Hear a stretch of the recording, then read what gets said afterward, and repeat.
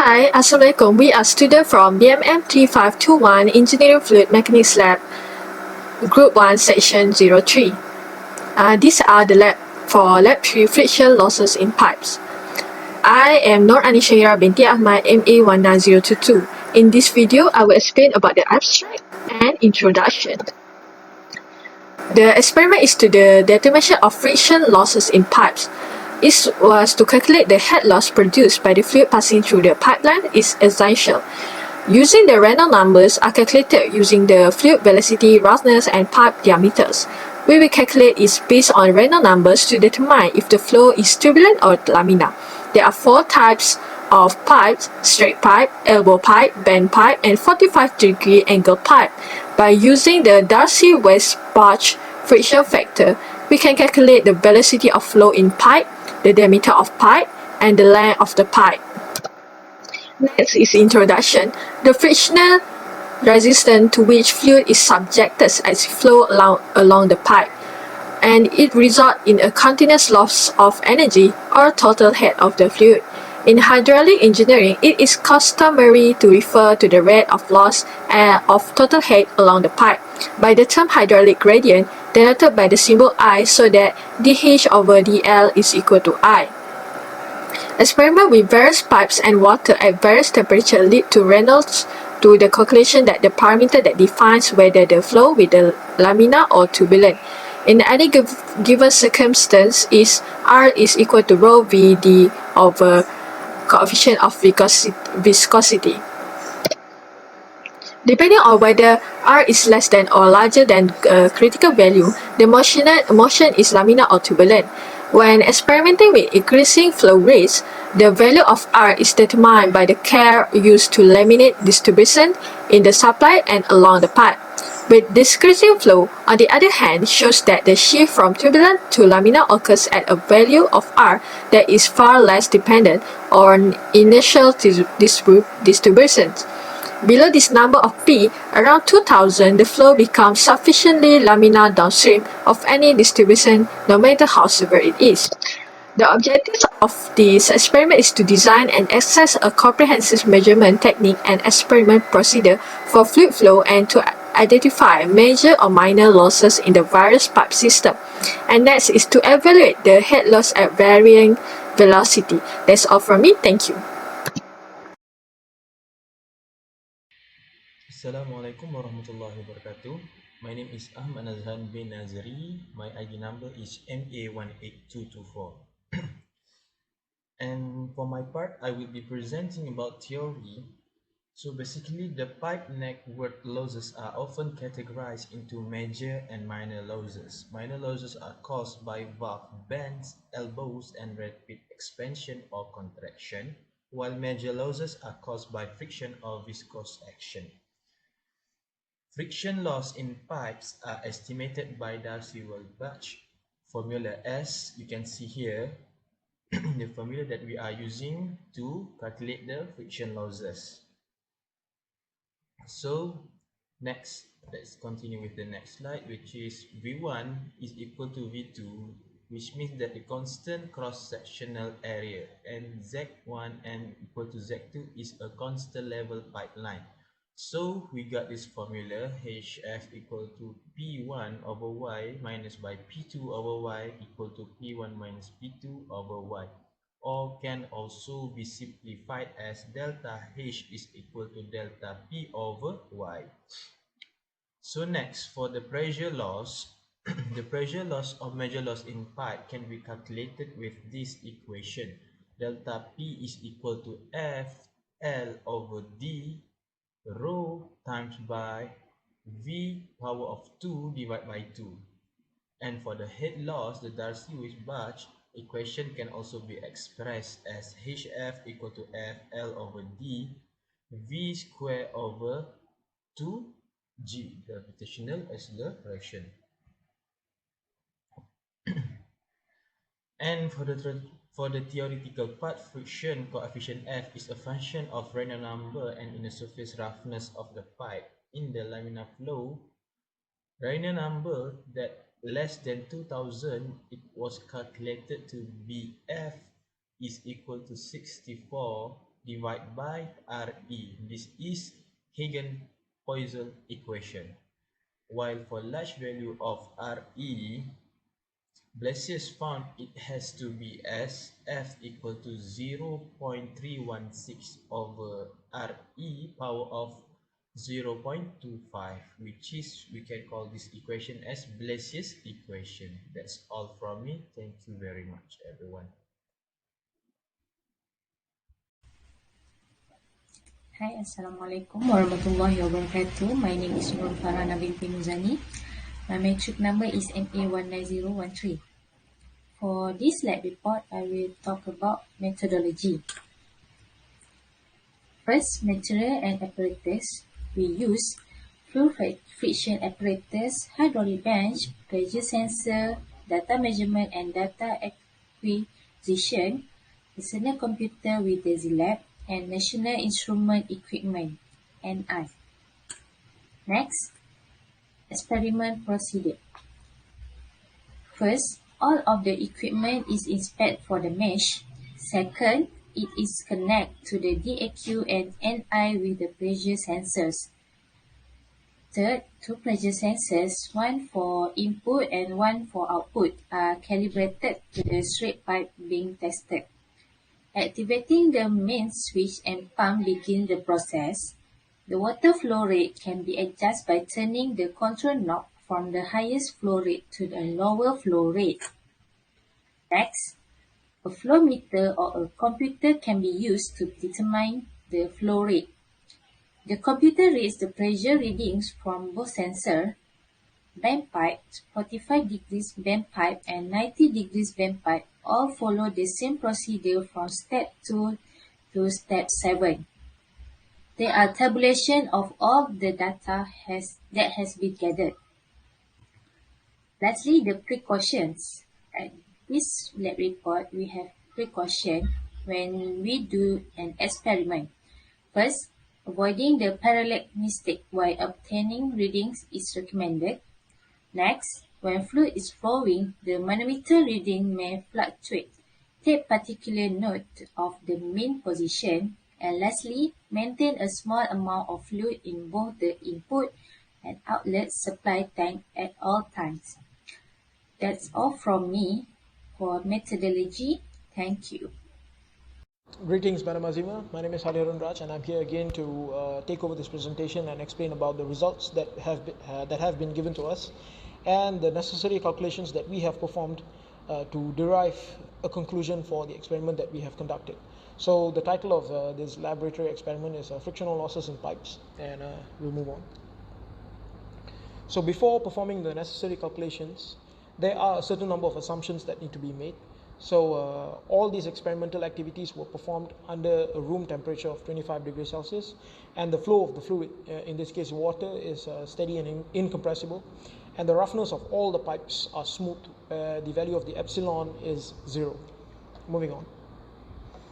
So the properties that we have chosen has been derived from the table of properties of saturated water. And the two properties that we have chosen is the density of fluid, which is 997 kilograms per meter cube, and the dynamic viscosity of fluid, which is 0.891 times 10 to the power of -3 kilograms per meter second. And the data which has been provided to us for all the pipes actually, let it be the straight pipe, the elbow pipe, the 90 degrees bent pipe, or even the 45 degrees bent pipe. So all the lengths of these pipe is an equal amount of 0.8 meters, and the internal diameter of PVC of all the PVC pipes is 0.02 meters, and the thickness of all the PVC pipes is 0.0015 meters, which is about 1.5 millimeters. So moving on.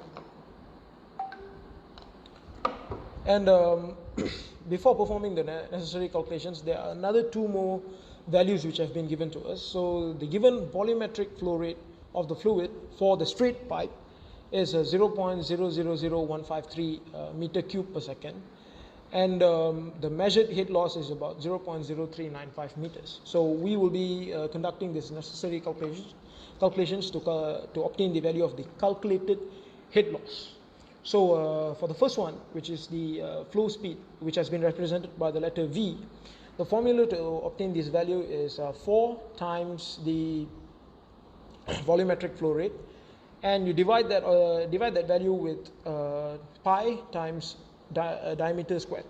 So the value that we have obtained for this calculation is about 0.4870 meter per second, and then we move on by calculating the Reynolds number, which has the formula of density multiplied with velocity and also the diameter.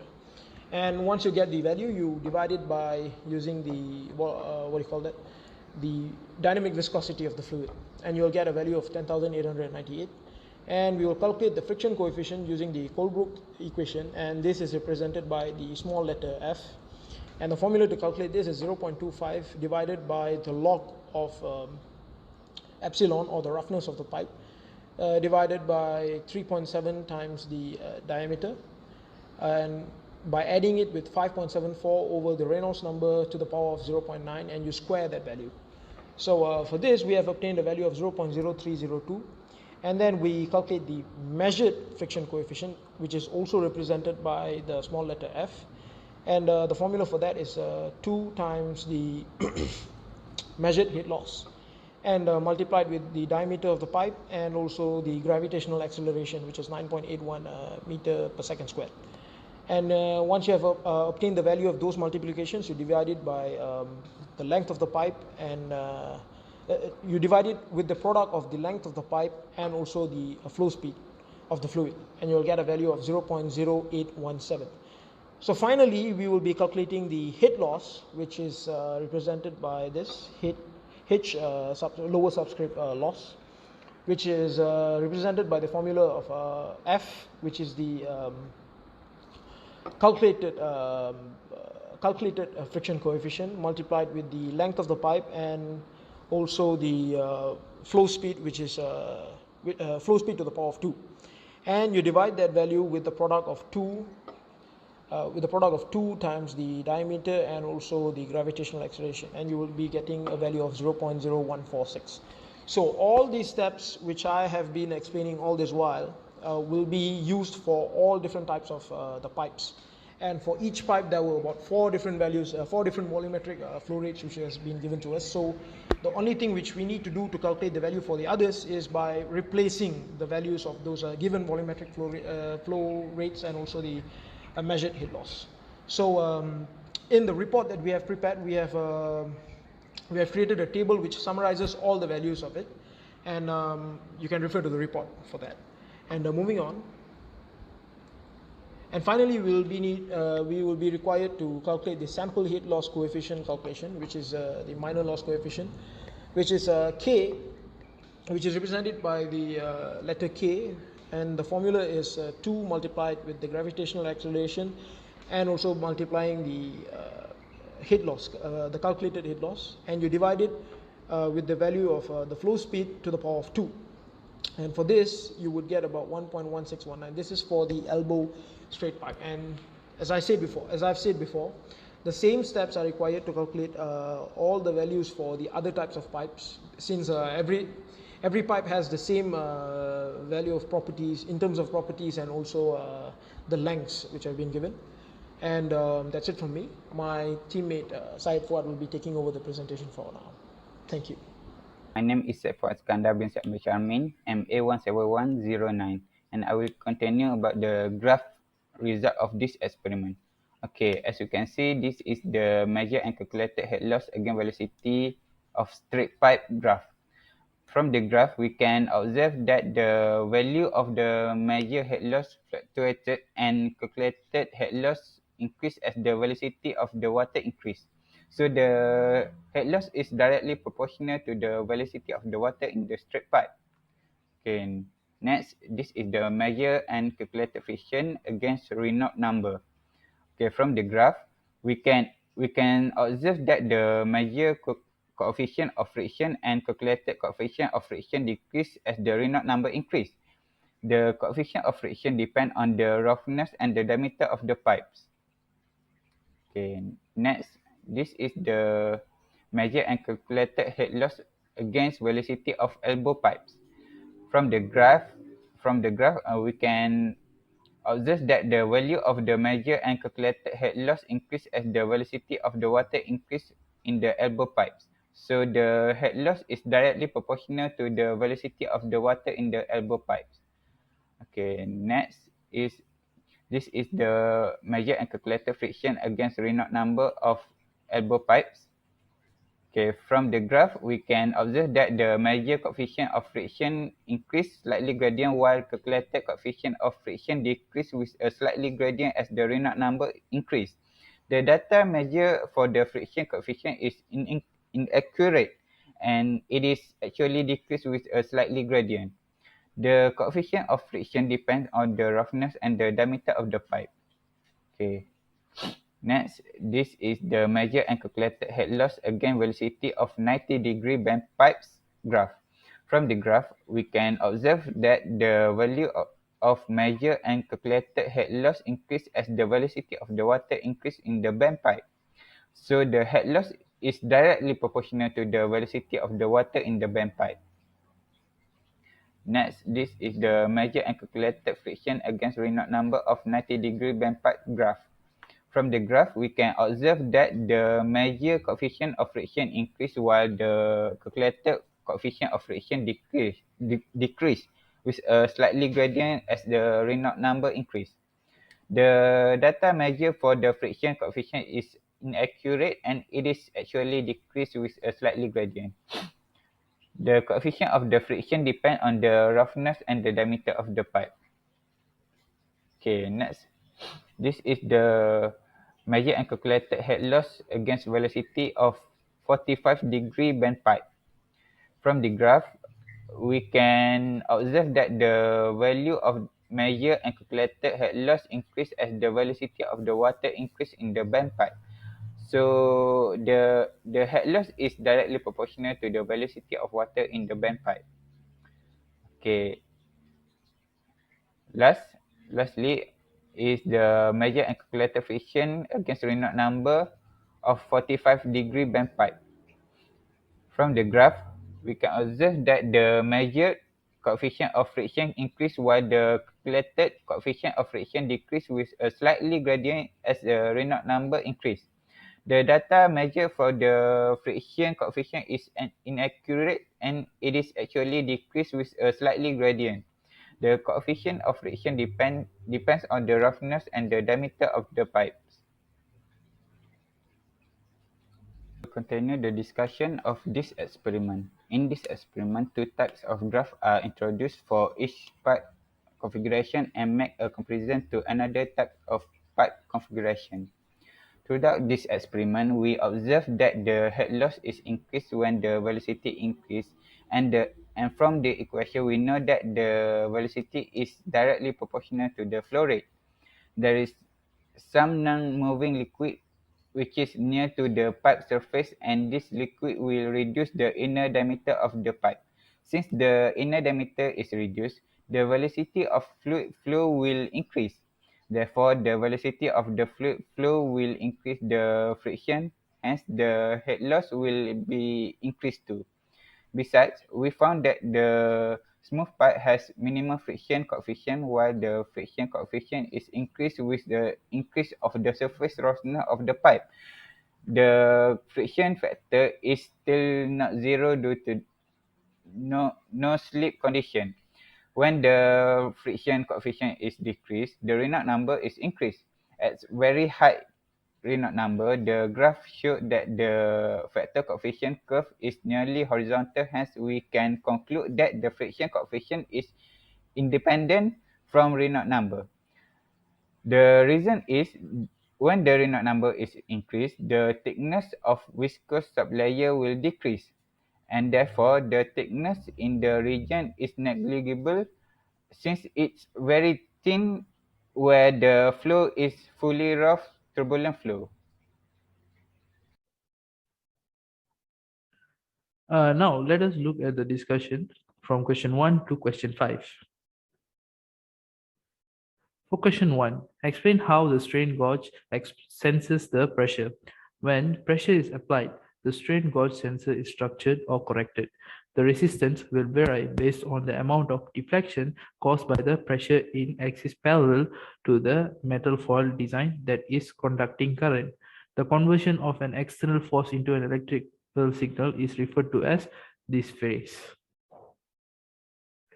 Next, for question 2, what would happen to the head loss if? So there are two parts to this question. So before that, we need to understand what is head loss. Head loss is the combination of uh, minor and also major head losses in a pipe. So for the major head loss, this is the equation. So we can see from this equation that head loss shows a linearly proportional relationship between the pipe length and also an inversely proportional relationship with the pipe diameter.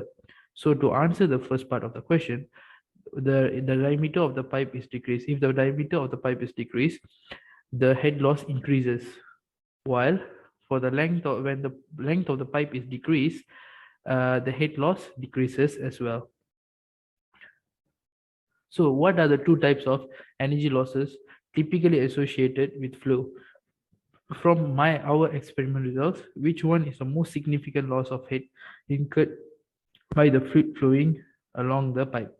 So there are two types of energy losses that occur in pipes, which are major head and minor head loss.